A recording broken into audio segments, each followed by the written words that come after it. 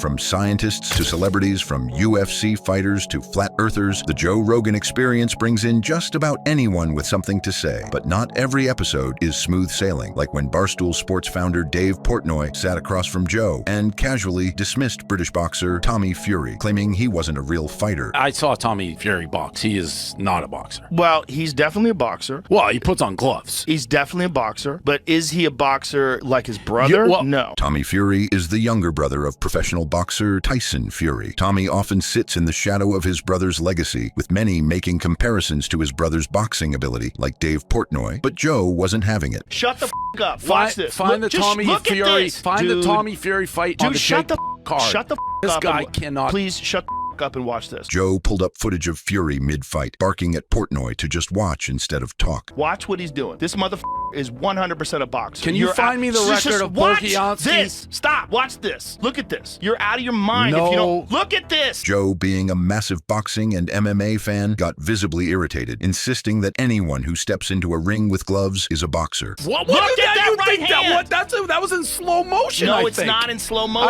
I think you slowed that down. No, you're just being a hater. But this argument wasn't as bad as when this guest flat out disrespected Joe straight to his face. How are you so good at rock, paper, scissors? Skill, muscle, intuition. Intuition. Can we play right now? You want to play? Yes. Oh, but I only play for stakes. Okay. What do you want to play for? How about if I win, I do the programming on your show for a week? No.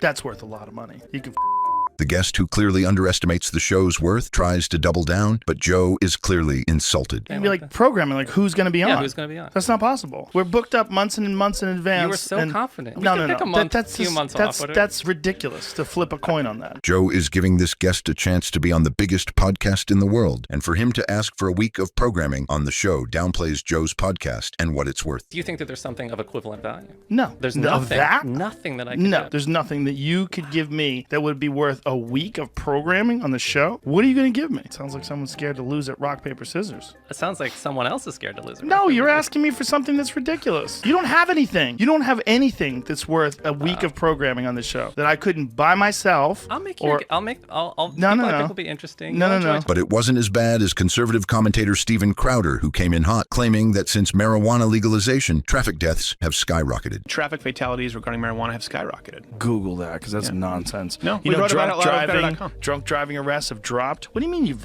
First of all... No, we wrote about what the sources are, the original studies. Joe immediately called BS. From there, it turned into a shouting match. Just because someone gets in an accident and they're high...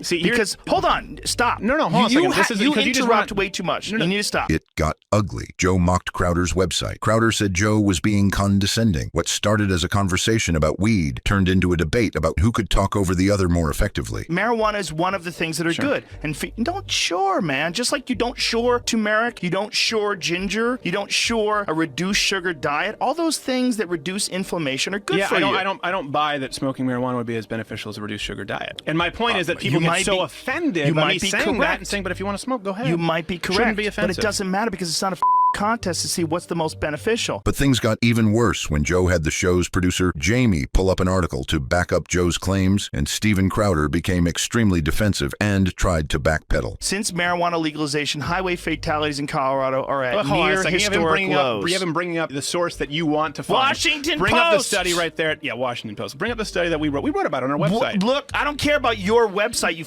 Since marijuana legalization, highway fatalities in Colorado Since you called me a But it wasn't as awkward as when political commentator Candace Owens walked onto Rogan's set and confidently said she doesn't believe in climate change. You don't think we have to care about the environment? Like, no, not even a little bit. Not even a little bit? No. Okay, let me clarify this. I don't throw trash on the ground. Like, I'm not saying trash the environment. But do I believe in climate change? No. He cited overwhelming scientific consensus, brought up global consequences, and even pulled in Jamie to hit her with some stats. 2014, the vast majority, 87% of scientists, said that human activity is driving global warming, yet only half the American public ascribe to that view. So yeah, I don't believe this at all, just so you know. Candace doubled down until she finally admitted she wasn't fully informed. It was less of a debate and more of a slow public unraveling. This could negatively impact all sorts of coastal cities. This could be a gigantic problem. This is not like propaganda that's drummed up by some sort of big business that seeks to make money off of this. I don't believe it's real. Okay, so I can't sit here. But here's the question. But why have a belief? What do you mean? Why have a belief as to whether or not global warming is real or not real? It's not a belief in it. I don't believe in it. But Joe finally got Candace to agree that she isn't fully informed on the topic and she shouldn't be taking stances on topics she doesn't fully understand and can't back up with scientific evidence. How about not have a belief until you really have looked at the data? Okay, so you would prefer if my language, as opposed to admitting that I do not know this, I wouldn't die on this hill, I've never made a video, I've never made a public statement, you would have preferred if I had just started by saying I have no opinion. No. But this next moment is one of the most infamous moments in Joe Rogan history. Joe's friend and longtime podcast guest, Eddie Bravo, launched into a passionate rant about NASA, satellites, and why he thinks the Earth is flat. Why do you think that's fake? That's fake as f***. Why does it look fake? It looks like something you would see in a movie. That's because when they do it in a movie, they try to make it look like this, which is what looks real. If that's real to you, man. You don't think it's real? They faked 6 moon landings. Dude, stop saying that because it's irrelevant. Why would it be fake? Propaganda, man. He called satellite images fake, CGI, Hollywood-level deception. Joe didn't let it go. He asked for real evidence, and Eddie spiraled even further, claiming mainstream science is bought and paid for. Is there a photo of this flat Earth? No, like I just said again. That's all I asked. There's no photo of the flat Earth from space. There's no photo of the round Earth from space. That's not true. That's not true. Why do you say they're fake, though? They look fake. They look CGI. But you're not an expert in imagery. The argument dragged on for over 60 minutes. Joe became more exasperated with every response. They then spiraled into an argument about the sources Joe was using to try and disprove the flat Earth theory, with Eddie claiming to have more reliable sources proving the Earth is flat. Hey, where did you get this information? Jamie. Where'd you get it? Where'd I get what? This information. Where is this coming from? This is coming off the internet. Exactly. So you're reading some information. I'm reading some information off the internet. You didn't go to the library. It's on Wikipedia? Eddie, just slow down. Eddie, stop doing There's that. sources here. Which is bought and paid for. Joe Rogan tries to challenge Eddie's claims with logic and reason, saying there is no valid reason for scientists to lie about the Earth being flat. This fueled the fire for the conversation right before Joe loses his cool. Why would anybody be paying money for people to lie about the world spinning? Eddie, people have known it's spinning forever. That's how the seasons Gravity, work. baby. That's how you see the sun. We spin around. That's why it makes eclipses. This to me. That's why we That's why you age, can track time zones. Then Joe reached his breaking point and started screaming at Eddie in a fiery explosion. I used to say the same Eddie, stuff. you're talking about the Earth being flat. Thousands of scientists have looked into it. You think they're all wrong? That's so insane. You haven't looked into it. You don't think I have? But it wasn't as crazy as the episode with Miley Cyrus when Joe abruptly interrupted her, making the most ridiculous animal noises. All of a sudden, I'd be trying to prove that I'm not crazy when I knew I wasn't crazy. Right. But it wasn't as chaotic as when 2 nutritionist guests got into a heated argument, and Joe wasn't sure if he should intervene as a moderator. Data are very clear on that, Gary. So No. Yes, they are. Look, we have data. We can't say things like that, Stephen, because we're going to disagree on what the data say. Let's move on. They kept trying to one-up each other, with Joe Rogan eventually stepping in. Gary, I really continue to get the feeling that you do not understand human energetics, because that's not how it works. Well, no, I'm just saying 10 calories stored in the fat tissue. That's 10 just calories. mathematics. 10 calories. I didn't say anything about Gary, how much you have to eat. I'm not done. One nutritionist says that he is insulting his intelligence by false claims. The entire podcast, they were interrupting each other and talking over one another. Eventually, it came to the boiling point where both guests lost it. Okay, no, but you're insulting me, Gary, Stephen. You got to stop doing that, dude. Gary. You keep acting like you think I'm an idiot. All right, are you done now? Are you done? Can we be clear that we're talking about... Are you done now? Can I just finish this? No, you can't until I am done. Me without... No, Gary, you have He's- time to respond. You can respond, write down notes on what you want to respond to, and after he's done, you can talk. Yeah. Joe eventually shut them down, only allowing one guest to speak at a time. Both guests were upset, and it created an extremely awkward environment for the rest of the podcast. But we're going to get Now, into a look, long study- discourse on Well, something that's not the point. Well, let's No, find it out is if it is the point. We don't know what he's going to say. Thank you. Okay. But there wasn't a more scarier moment than the episode with Mike Tyson, where at one point Joe feared for his life. Mike Tyson, talking about physical pain after a fall, said he was bedridden for a week. I did that video and I was in bed for a week. That was 30 seconds and I was in bed for a week. And it's not funny because it made me realize that this is big boy, okay? Big boy. Joe immediately stops laughing and changes his demeanor after realizing Mike Tyson became angry. Mike had to repeatedly tell Joe to stop laughing. The right person needs to tell it to me too. Who the fuck's going to say that to Well, you? they do. Hey.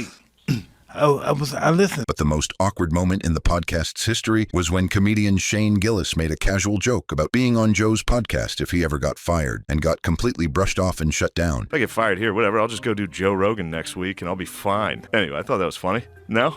What? I was like, I literally... Is that what you thought? I literally thought that. Oh, okay. Yeah, I thought it would be funny. Well, it could have been funny. Yeah. I was booked up, though. No, it's fine. It was just funny to truly...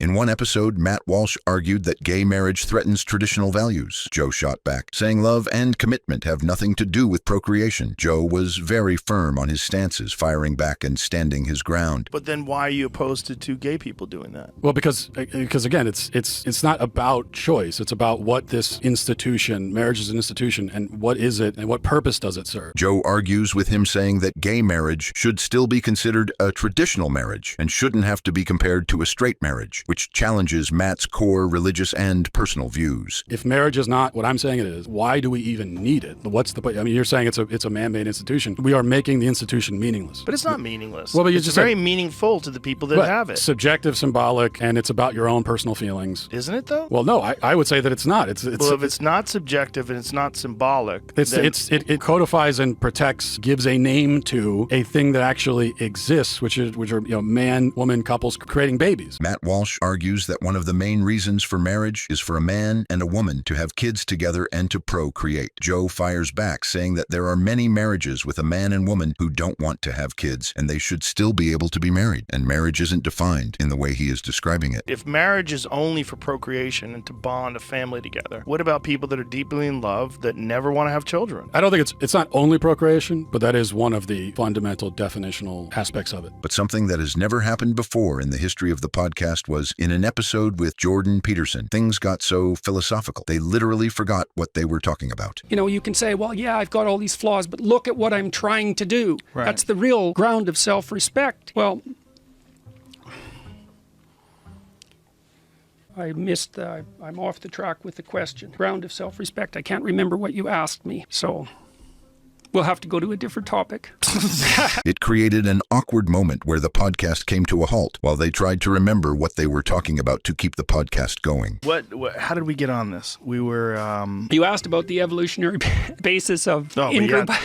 That was a long time ago. I know, it's a rabbit hole that just doesn't disappear. But where were we just now?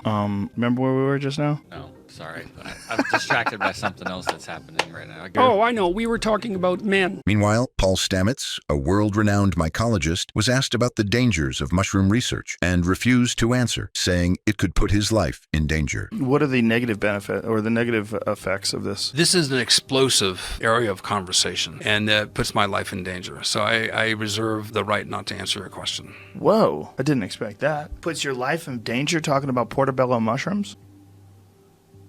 He's looking at me silently. I will respectfully move on. Thank you. This was the first time a Joe Rogan guest ever refused to answer a question. Which Joe Rogan interview made you cringe the most? Leave a comment down below with your thoughts.